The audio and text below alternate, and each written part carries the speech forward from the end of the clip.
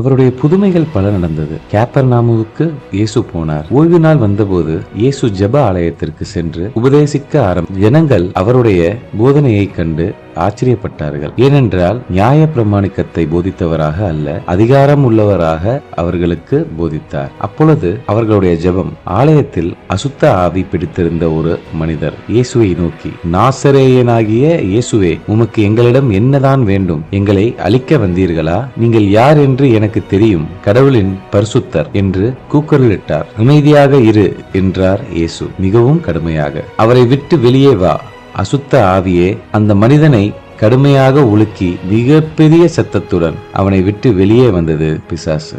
நீங்களும் பிசாசின் ஆதிக்கத்தில் சிக்கிக் கொண்டவர் என எண்ணம் இருக்கிறதா? இப்பொழுதே கைகளை கூப்பி ஆண்டவரிடம் கேளுங்கள். என்னை கட்டி போட்டு இருக்கும் அனைத்து தீய செயல்களையும் என்னிடம் இருந்து விலக்குங்கள் என்று இயேசுவுக்கே புகழ்.